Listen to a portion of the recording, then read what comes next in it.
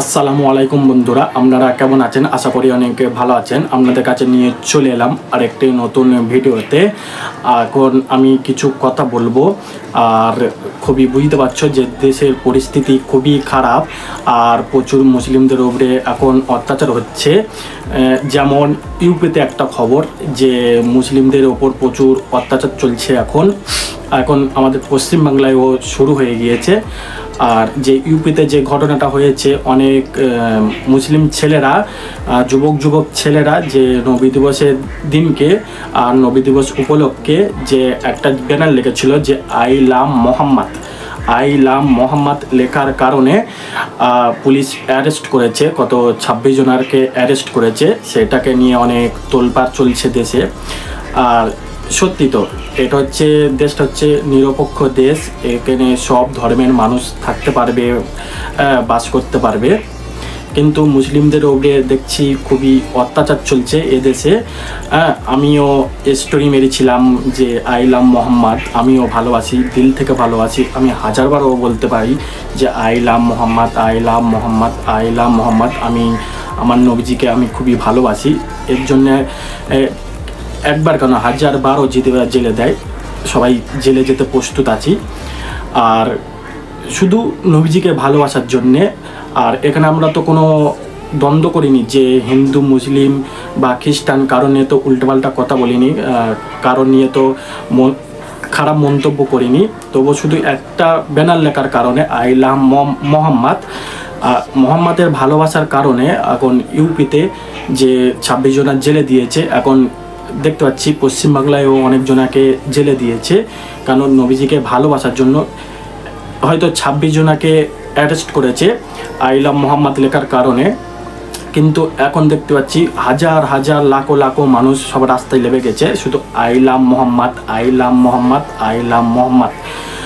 সবাই বলছে I love Mohammad. কতজনার জেলে দেবে এবার? সরকার পাগলা হয়ে গেছে, সরকারের মাথা খারাপ হয়ে গেছে। আর এটা হচ্ছে সরকারেরও বিরুদ্ধে বলছি না, যেটা দেশের পরিস্থিতি চলছে সেটাকে নিয়ে আমি বলছি। আই লাভ মোহাম্মদ এখানে বন্ধ করার চেষ্টা করছে, কিন্তু এখানে বন্ধ করে ও পারছে না। আই লাভ মোহাম্মদ আমাদের মক্কা শরীফেও পৌঁছে গেছে। যে আমাদের যে পীর সাহেব আছে, যে মহিবুল্লাহ হুসাইনি, তিনিও মক্কা শরীফে একটা দেখছি ব্যানার লাগিয়ে, বুকের ধারে ধরে ব্যানার লাগিয়ে আই লাভ মোহাম্মদ মক্কা মদিনাতেও ছড়িয়ে দিয়েছে যে আমরা কত ভালোবাসি। দেখো, আমরা আমার নবীজিকে কত ভালোবাসি, জানের থেকেও ভালোবাসি। আমরা নবীজির জন্য আমরা জান দিতে পারি, জেহাদের ময়দানেও লেবে যেতে পারি। এমনই আমাদের পরিস্থিতি। আমরা আমাদের জায়গা থেকে প্রতিবাদ করব। আর কেন সরকার তো সবসময় তো মুসলিমদের উপরে অত্যাচার করে রেখেছে, জানো যে আমরা এমনভাবে মিছিল করব যেন না অসুবিধা হয়। সবাই লেখো, সবাই বলো I love Mohammad, I love Mohammad, I love Mohammad. প্রত্যেক গ্রামে ব্যানার করে ছড়িয়ে দাও, প্রত্যেক গ্রামে আই লাভ মোহাম্মদ বলে ফেস্টন টাঙিয়ে দাও। তো আগে অনেক গ্রাম থেকে ঘুরে এলাম, সবাই ফেস্টন লাগিয়েছে, দেখতে পাচ্ছি যে I love Mohammad, I love Mohammad. কতজনের এবারে অ্যারেস্ট করবে? 26 জনের অ্যারেস্ট করতে গিয়ে এবার পুরো ইন্ডিয়াতে, যে অন্য দেশেও ছড়িয়ে গেছে আই লাভ মোহাম্মদ। এবার কতজনের অ্যারেস্ট করবে? এটা হচ্ছে খুশির খবর। সবাই লেখো আই লাভ মোহাম্মদ। আমরা আমাদের নবীজিকে খুবই ভালোবাসি। দেশের তো অনেক পরিস্থিতি নিয়ে গন্ডগোল নিয়ে চলছে, যেমন আব্বাস সিদ্দিকী একজনার বলেছে যে জাহান্নামের কুকুর। এটা নিয়ে অনেকজন মন্তব্য করছে, অনেকজনে করছে, অনেক তোলপাড়ও চলছে। এটা নিয়ে আমি এখন বলছি না, আমি শুধু আমার নবীজিকে ভালোবাসার জন্যে আমি এটাকে একটু তুলে ধরলাম যে আমার দেশে আমরাও নিজের ধর্ম পালন করতে পারবো না। যেমন অন্য ধর্মের লোকেরা তারা নিজেদের ধর্ম নিজেরা পালন করছে, কোনো অসুবিধে নেই। আর মুসলিমরা তো তাতে গিয়ে বাধা দিচ্ছে না, কিন্তু শুধু মুসলিমরা ধর্ম করলে মুসলিমদের উপরে এত অত্যাচার, এত জুলুম, এটা কেন জালিম সরকার আছে বলে ওই জন্যে হচ্ছে। সোশ্যাল মিডিয়া এমন মানুষ আছে দেখছি যে এমন খারাপ মন্তব্য করে, খারাপ ভাষা ইউজ করে, যে এমন কথা বলবে যে হিন্দু মুসলমানের দ্বন্দ্ব বাঁধিয়ে দেয়। কিন্তু আমার কথা বলছি, আমার সাথে অনেক হিন্দু ভাইদের আমার সাথে নিজের বন্ধুত্ব আছে, তারা তাদের ধর্ম পালন করে, আমি আমার ধর্ম পালন করি, কারোর অসুবিধা হয় না। কিন্তু অনেক মানুষের আছে যে তাদের অসুবিধা হয়, যে তারা তাদের ধর্মটা করবে, এরা এদের ধর্মটা করবে, এইসব দেখতে পারে না। শুধু দ্বন্দ্ব বাঁধিয়ে চলে কিছু ভিউসের আসার জন্যে এইসব মন্তব্য করা, এইসব দ্বন্দ্ব বাঁধানোর এইগুলোকে বন্ধ করতে হবে আমাদের। কেন এখন খুবই পরিস্থিতি খারাপ, যে সরকার অনেক মসজিদ ভাঙছে, দেখতে পাচ্ছি প্রচুর মসজিদ ভেঙেছে আজমির শরীফের উপরে।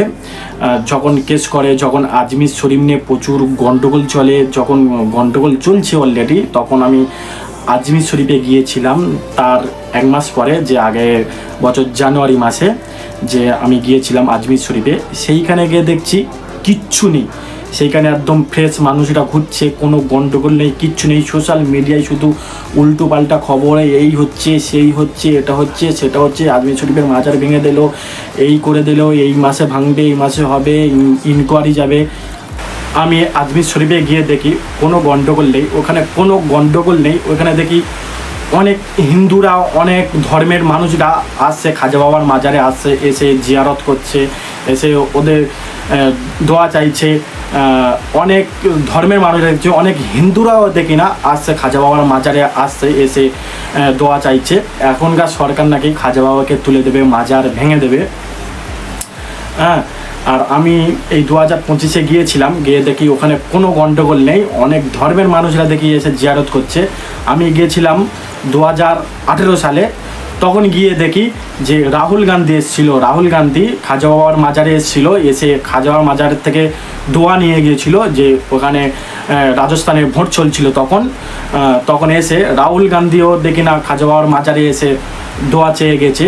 যে 2018 সালের কথা বলছি। আর 2025 সালে আমি যখন জানুয়ারি মাস থেকে চলে এলাম আমি খাজা বাবার মাজার থেকে, তখন খুবই গন্ডগোল। তারপরেও এসে শুনছি নাকি ওখানে মোদি সরকারও গিয়েছে, দোয়া চাইছে খাজা বাবার মাজারে গিয়ে। আর মোদি সরকার এখন নাকি খাজা বাবার মাজারও তুলে দেবে চেষ্টা করছে, কিন্তু নিজে মোদিও খাজা বাবার মাজারে গিয়েছে, দোয়া চাইছে। কিন্তু সোশ্যাল মিডিয়া এমন তুলে ধরে ওরা ভিউসের আশায়, যে খুবই গন্ডগোল হচ্ছে ওখানে। কিন্তু আজমির শরীফটা এখন স্থিতিশীল আছে, যে ওখানে কিন্তু অসংখ্য পুলিশ দিয়েছে। 2018 সালে গিয়ে দেখি অত পুলিশ নেই, আর 2025 সালে গিয়ে দেখি প্রচুর পুলিশ দিয়েছে, প্রচুর ফোর্স দিয়েছে। ওখানে যতজন যাবে তাদের সব নিরাপত্তার জন্য প্রচুর পুলিশ আছে। হ্যাঁ, আর ভিডিওটা এখানে শেষ করছি। ভিডিওটা ভালো লাগলে লাইক, শেয়ার, কমেন্ট করে দেবে, সাবস্ক্রাইব করে দেবে, পাশে বেল আইকনটা প্রেস করে দেবে। এমন ভিডিও পেতে আমার চ্যানেলটিকে অবশ্যই সাবস্ক্রাইব করে রাখবে।